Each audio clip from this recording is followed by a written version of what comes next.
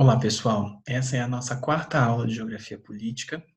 A gente vai trabalhar hoje o Mackinder, sobre a teoria geopolítica do Mackinder.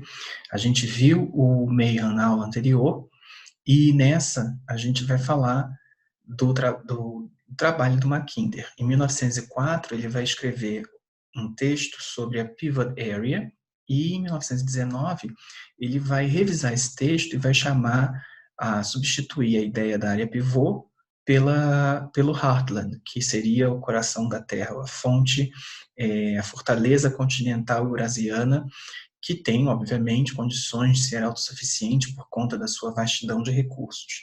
A gente tem de lembrar da busca por espaços autárquicos. Ele vai propor que, ao redor dessa área pivô, que hoje se concentra basicamente no que nós chamamos de Rússia, ao redor dela tem um crescente interno, que seria a Europa, o Oriente Médio, o subcontinente indiano e o Extremo Oriente, e o crescente externo, ou crescente insular, que seria a África, a Oceania e as Américas. Tá? O que o Mackinder propõe é que quem se apossa dessa fonte enorme de recursos acaba tendo poder sobre esse crescente interno. E quem tem poder sobre o crescente interno tem controle geopolítico do mundo. O Mackinder está escrevendo numa época que ainda não tem plenamente desenvolvido o poder aéreo pela primeira vez.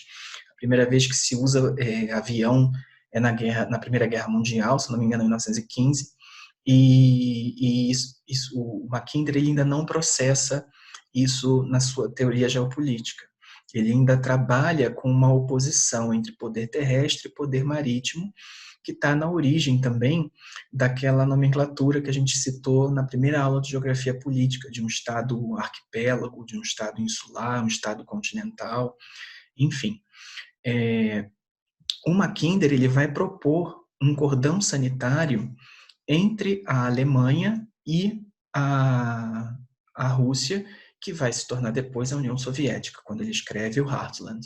Então, a grande preocupação do Mackinder era que houvesse um poder no crescente interno que se aliasse, no caso, a Rússia ou a União Soviética, porque isso seria capaz de criar um poder sem precedentes. Então, a estratégia britânica ela vai ser necessariamente evitar essa aproximação entre a Alemanha e a Rússia e, posteriormente, a União Soviética.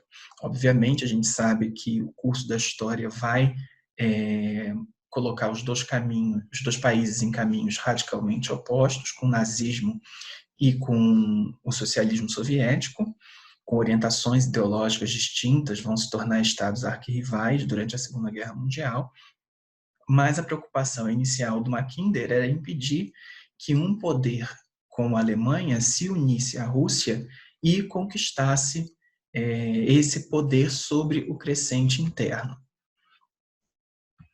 Vou colocar aqui para vocês a imagem dos mapas fundamentados no trabalho geopolítico do Mackinder. Deixa eu abrir o arquivinho aqui, que eu compartilho a tela, e aí vocês acompanham comigo. Esse é o primeiro mapa, em que a gente tem aqui a área pivô. Podem perceber que a área pivô é boa parte do que hoje é o território da Rússia, ou Federação Russa, e ele inclui também um trecho do Irã, aqui perto do Mar Cáspio.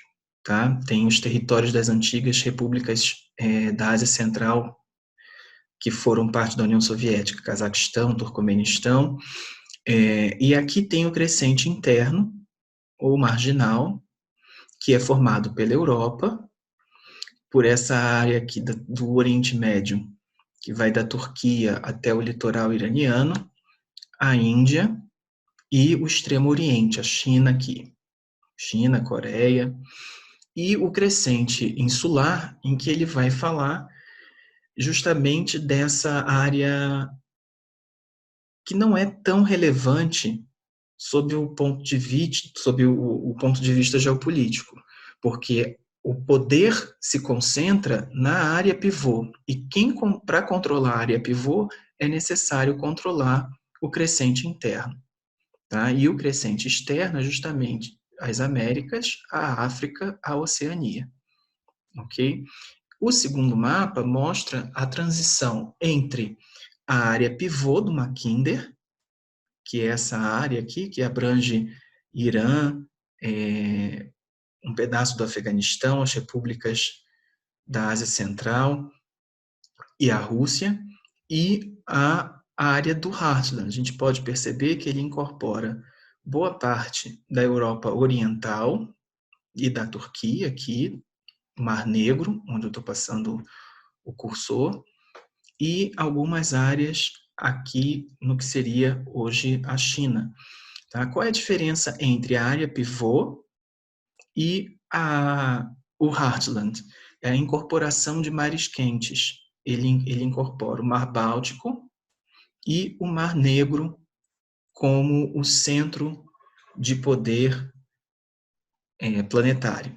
Quem controlasse a área marginal ou interno, crescente interno ou marginal, teria controle sobre a área pivô ou Heartland.